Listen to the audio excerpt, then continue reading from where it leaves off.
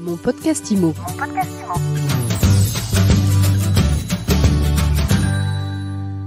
Bonjour, bienvenue dans ce nouvel épisode de mon podcast IMO.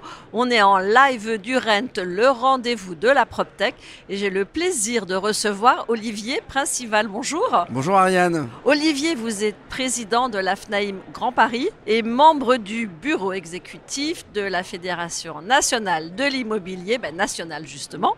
Donc vous êtes depuis hier, vous arpentez les allées du Rent. Comment vous percevez l'ambiance ? Écoutez, moi j'ai trouvé que malgré une période de morosité, il y a une très belle dynamique encore cette année sur le Rent. On aurait pu penser que le modèle s'essouffle, mais pas du tout.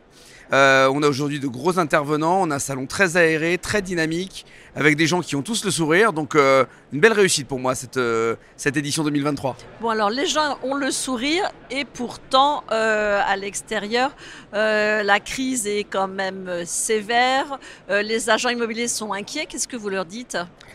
Il faut de la résilience, il faut du courage. C'est vrai qu'on est passé après une période Covid qui faisait peur et on s'en est sorti. Dans toutes les crises immobilières, les professionnels immobiliers s'en sont sortis. C'est difficile parce qu'on perd du monde, il y a des problématiques financières importantes, liées notamment à une baisse d'activité avec l'attrition des prêts. Il n'y a plus de financement, donc il n'y a plus de transactions. Donc c'est vrai que je pense que cette bouffée d'air au sein du Rent, c'est quelque chose d'important.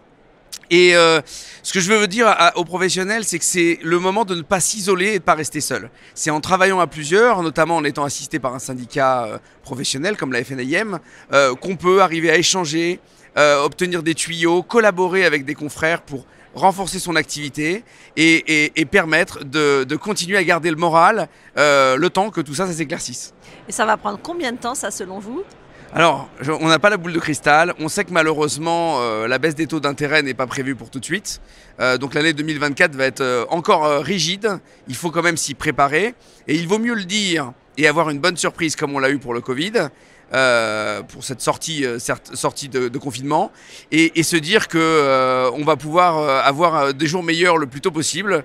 Mais voilà, il faut être bon gestionnaire de son entreprise, il faut se reconcentrer dans la relation client, repartir aux fondamentaux pour tenir du travail de qualité, et ça permettra de voir les beaux jours le plus vite possible. Est-ce que les agents immobiliers ont pris cette habitude, justement, quand tout va bien, de mettre un peu d'argent de côté, d'envie de se dire que les arbres ne poussent pas jusqu'au ciel ?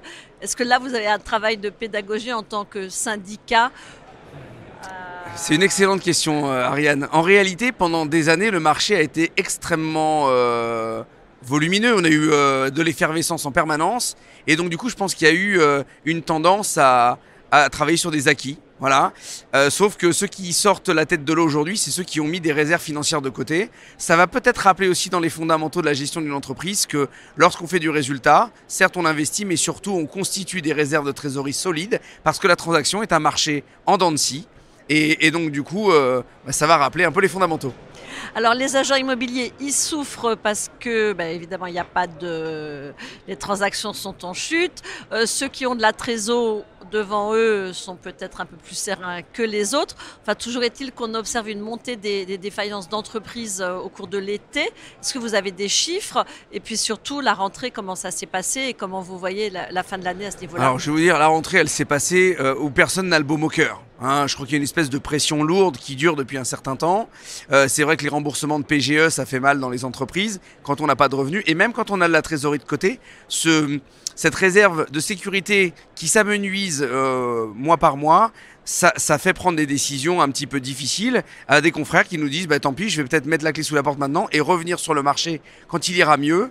Je pense qu'il faut garder vraiment confiance. Ces défaillances, elles sont là. Ça a toujours été le cas. Je veux dire, dès qu'on a une période de restriction, c'est comme ça. Mais restons confiants, travaillons à plusieurs.